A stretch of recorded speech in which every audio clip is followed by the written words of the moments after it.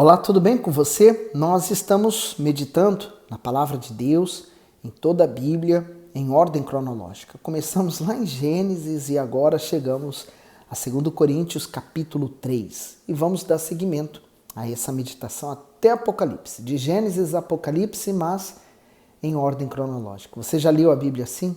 Eu nunca li, é a primeira vez e estou lendo junto com você.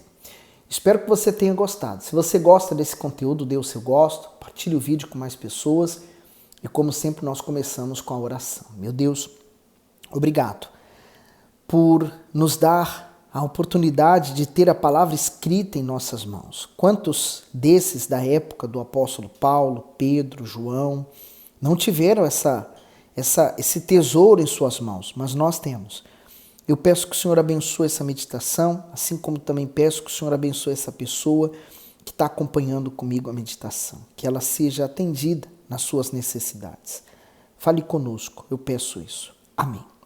2 Coríntios, capítulo 3, versículo 1. Porventura, começamos outra vez a louvar-nos a nós mesmos? Ou necessitamos, como alguns, de cartas de recomendação para vós ou de recomendação de vós? O comentário diz: as cartas de recomendação eram um recurso utilizado na igreja primitiva para apresentar novos cooperadores na obra de Deus e coibir possíveis fraudes. Isto é, essas declarações eram escritas a fim de evitar que os cristãos fossem enganados por falsos servos e também para assegurar que os verdadeiros fossem bem acolhidos. Essas cartas, porém, começaram a ser fraudadas pelos opositores do apóstolo. Falsos mestres haviam chegado a Corinto, portanto, falsas cartas escritas por eles mesmos. O conteúdo delas era suspeito, pois, ao contrário do que era comumente escrito, estas vinham repletas de elogios, virtudes e vanglória, algo impróprio para quem tem um espírito humilde. Logo, essas referências não deviam ter credibilidade alguma. Com isso, Paulo afirma que a melhor carta de recomendação que um cristão pode ter é a sua vida íntegra diante de Deus e dos homens. Carregar todo o tempo em seu testemunho a marca ilibada de uma conduta de fidelidade, fé e sinceridade tem mais valor que palavras prestigiosas que muitas vezes não condizem com a realidade. Se já naquele tempo existia esse tipo de situação, imagine nos dias de hoje, né? Por isso que nós temos que guardar realmente o nosso coração e nos manter olhando somente para o nosso autor e consumador da fé, que é Jesus. 2. Vós sois a nossa carta escrita em nossos corações, conhecida e lida por todos os homens. Porque já é manifesto que vós sois a carta de Cristo, ministrada por nós e escrita não com tinta, mas com o Espírito do Deus vivo, não com tábuas de pedras, mas nas tábuas de carne do coração. O comentário diz: cartas autênticas. Corinto era uma cidade cosmopolita e extremamente idólatra. Além disso, era ao mesmo tempo altamente intelectual e moral.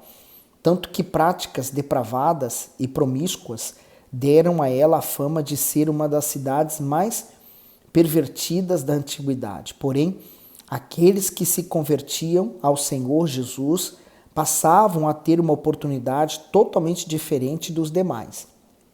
Essa era a alegria de Paulo, o fundador do trabalho evangelístico naquele lugar. Por estarem transformados pela fé, esses novos cristãos passaram a ser o maior instrumento de propagação do Evangelho. E eles autenticavam com a própria vida aquilo que está registrado nas Escrituras. Isto é, as cartas de recomendação de outras pessoas sobre eles não eram necessárias, pois eles mesmos se tornaram cartas vivas escritas com a caligrafia divina para quem quisesse ver e ler. Porque o maior testemunho que nós podemos dar, aonde nós chegamos, é exalar o perfume de Cristo. Quer dizer, sermos sinceros, honestos, verdadeiros, né? O nosso caráter, muito mais do que uma conquista, uma bênção. Quantas pessoas na igreja hoje, elas até conquistam uma bênção material, mas elas dão um péssimo testemunho como cristão, né? Elas difamam, elas roubam, elas dão uma palavra aqui, virou as costas, ela fala outra coisa, quer dizer, totalmente contrário ao que o ensinamento da palavra diz, né? No 4. E é por Cristo que temos tal confiança em Deus. Não que sejamos capazes, por nós, de pensar alguma coisa como de nós mesmos, mas a nossa capacidade vem de Deus. O comentário diz: nossa capacidade vem de Deus. Paulo não atribuía a si mesmo qualquer capacidade e suficiência para fazer a obra de Deus. Antes, ele tinha convicção de que somente o Espírito Santo pode convencer alguém dos seus pecados e conduzi-lo ao arrependimento. Portanto, sendo ele o capacitador dos servos e o autor da conversão e da mudança das pessoas, deve ser o único a receber glórias. Aqueles que usam suas habilidades pessoais e conseguem aparente êxito no ministério precisam saber que isso só tem valor terreno, pois diante do Altíssimo só serão aceitos aqueles que dependerem dele em tudo que o servir. E de fato, a capacidade não está em nós de fazer nada, nem eu de ler a Bíblia, quem sou eu? Mas eu acredito que o Espírito Santo é ele que nos capacita, né? Seja para o que for, qualquer trabalho que for. Eu vejo tantos testemunhos magníficos, né, de pessoas que dizem assim: eu não tenho estudo, eu não tinha capacidade para tal coisa, mas Deus foi colocando nas minhas mãos. E essas mesmas pessoas continuam simples, humildes, submissas a Deus, entregues a Ele, sabendo que foi Ele quem deu e que Deus pode tirar também. Quando a pessoa pensa que sabe alguma coisa, ela termina usando não a força da fé, mas a força do braço para conquistar o que ela quer. 6. O qual nos fez também capazes de ser ministro de um novo testamento, não da letra, mas do Espírito, porque a letra mata e o Espírito vivifica. O comentário diz: a letra mata e o Espírito vivifica. Para muitos judeus, as Escrituras haviam se transformado em um mero conjunto de leis que promoviam a religiosidade e o formalismo. Na maioria das vezes, eles consideravam os preceitos sagrados uma reunião de regras, promessas e punições, e não levavam em conta seu princípio fundamental, a comunhão com Deus. Contudo, Paulo enfatiza que a palavra do Altíssimo não deve estar presa a papel, ou seja, não deve ficar na teoria, mas viva no coração do homem para lhe dar salvação. Na nova aliança, o Espírito Santo tem a função de vivificar aqueles que recebem com disposição os mandamentos de Deus. No entanto, aqueles que apenas ouvem a palavra, mas não lhe obedecem, serão julgados e condenados por ela. E isso vale a pena a gente conferir, João 12,48. Quem me rejeitar a mim e não receber as minhas palavras, já tem quem o julgue. A palavra que tenho pregado, essa o há de julgar no último dia. Então, quem rejeitaria Deus? Aquele que desobedece. Simples assim, né? E não receber as minhas palavras. Quer dizer, as palavras que hoje eu tenho acesso a ela, eu tenho, né, livre acesso a elas para ler, como essa que nós estamos lendo, ela um dia, hoje ela traz o refrigério, hoje ela traz a paz, hoje ela me limpa, hoje ela me cura, hoje ela me liberta do pecado, mas já tem quem o julgue. Quer dizer, a palavra que hoje eu ouço, amanhã ela pode vir fazer parte do meu julgamento no último dia. Então, olha o cuidado que temos que ter com aquilo que fazemos, né? 7. E se o ministério da morte, gravado com letras em pedras, veio em glória, de maneira que os filhos de Israel não podiam fitar os olhos na face de Moisés por causa da glória do seu rosto, a qual era transitória, como não será de maior glória o ministério do Espírito? Né? Que legal, porque Moisés subia no Monte Sinai para ter com Deus, e Deus dava então as direções, e quando ele descia, o rosto dele brilhava de uma forma tão grande, né? Porque esse brilho, essa luz que emanava do rosto dele, representava toda a glória de Deus. Agora, você imagine, hoje nós temos essa glória dentro de nós. Você pode imaginar a luz que há dentro de uma pessoa que nasceu de novo e tem o Espírito Santo? Que é isso que ele está dizendo. No 9, porque se o ministério da condenação foi glorioso, muito mais excederá em glória o ministério da justiça. Porque também o que foi glorificado nesta parte não foi glorificado por causa desta excelente glória. Porque se o que era transitório foi para a glória, muito mais e em glória o que permanece. Tendo, pois, tal esperança, usamos de muita ousadia no falar. E não somos como Moisés, que punha um véu sobre a sua face, para que os filhos de Israel não olhassem firmemente para o fim daquilo que era transitório. Comentário: maior glória. A antiga aliança teve a manifestação da glória de Deus em várias ocasiões, mas na nova aliança a glória é infinitamente superior, pois ela foi firmada no sangue do Senhor Jesus e opera por meio do ministério do Espírito Santo. Isto é, se no pacto do Antigo Testamento foi no Sinai, feito no Sinai pelo Altíssimo, houve manifestações sobrenaturais como o monte que fumegava, a alta voz e o som de trombetas que Moisés ouvia. No pacto do Novo Testamento, o Senhor deu do seu próprio Espírito para o ser humano. Por isso, Paulo ilustra a sublime e a supremacia da nova aliança, comparando a glória que se desvanecia do rosto de Moisés depois que ele se encontrava com Deus, com a glória permanente do Espírito Santo que habita e ministra entre nós. Então, olha só, olha que interessante, né? Primeiro, a glória que Moisés tinha, ela era transitória, quer dizer, ele descia com aquela luz resplandecente em seu rosto, colocava um véu para que as pessoas não se sentissem ofuscadas por aquela luz, né? E as pessoas não pudessem ver aquela glória transitória. Mas com o tempo aquela glória acabava. Hoje, diferente daquele tempo, nós temos a glória do Todo-Poderoso em nós, que nos enche da sua grandeza, que nos fortalece com seu poder e que nos transborda de gozo e de paz. Que maravilha! No 14 agora. Mas os seus sentidos foram endurecidos, porque até hoje o mesmo véu está por levantar na lição do Velho Testamento, o qual foi por Cristo abolido. E até hoje, quando é lido Moisés, o véu está posto sobre o coração deles.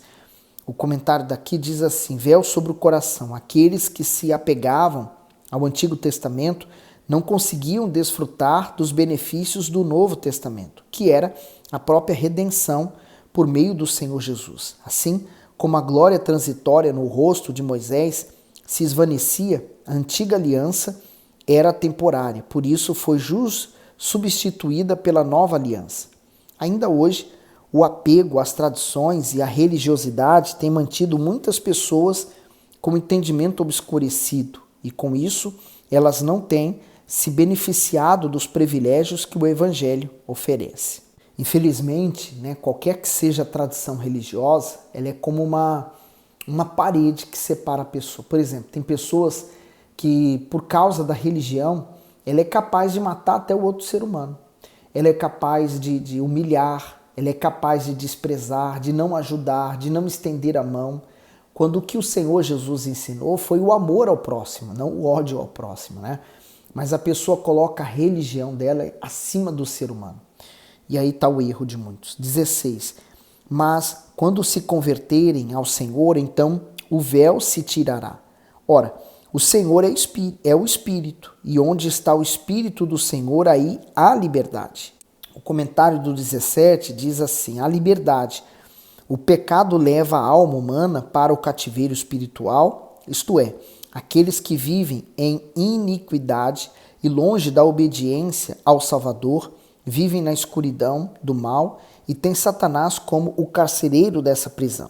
Dessa forma, além de sofrerem com os horrores do presente, como medo e culpa, terão pela frente a perspectiva do inferno, se não se arrependerem. Porém, este não é o projeto de Deus para o ser humano. Ele deu seu próprio Filho para pôr em liberdade todos os que crerem nele. Esse direito é conquistado por aqueles que se rendem ao Senhor Jesus e só podem ser mantidos com a presença do Espírito Santo, que não é dado por medida, e sim de forma plena, para nos fazer honrar, obedecer e servir ao nosso Salvador. O Espírito de Deus é a luz de Deus em nós, né? Por isso que ela dissipa completamente as trevas, né? A escuridão. A parte B do versículo diz: o mau uso. A liberdade proporcionada pelo Evangelho tem sido interpretada de forma equivocada por algumas pessoas que pensam que podem fazer o que a sua carne deseja. Elas usam a própria palavra como pretexto para infringir princípios e criar práticas alheias ao Evangelho no seio da Igreja do Senhor Jesus. Além disso, causam conflitos e divisões, insurgem contra as normas e a disciplina espiritual em nome da liberdade do espírito. Elas ignoram ainda que só permanecem livres espiritualmente aquele que se mantém submisso à vontade de Deus. Afinal, seus benefícios são condicionados à obediência do homem. A liberdade em questão se refere ao livramento do jugo da lei, do pecado e da condenação.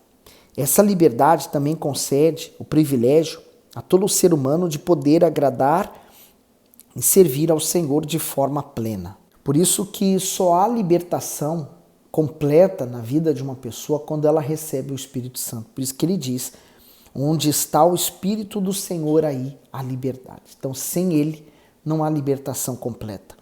E terminamos no 18, mas todos nós, com o rosto descoberto, refletindo como um espelho a glória do Senhor, somos transformados de glória em glória na mesma imagem como pelo Espírito do Senhor. O comentário: o rosto descoberto, a majestade, a justiça, o esplendor do Altíssimo, na sua totalidade, estavam no Senhor Jesus, quando ele veio a este mundo.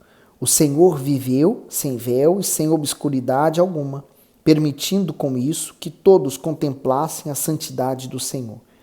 Essa também é uma característica daquele que vive na nova aliança, o qual tem o rosto desvendado para refletir a imagem de Deus, diferente de Moisés, cujo brilho temporário em sua face o fazia cobrir o seu rosto com o véu sempre que a glória divina desvanecia. No entanto, a glória de quem tem o Espírito Santo nunca vai diminuir, porque à medida que a sua comunhão espiritual aumenta, ele faz resplandecer a sua luz ainda mais em sua vida.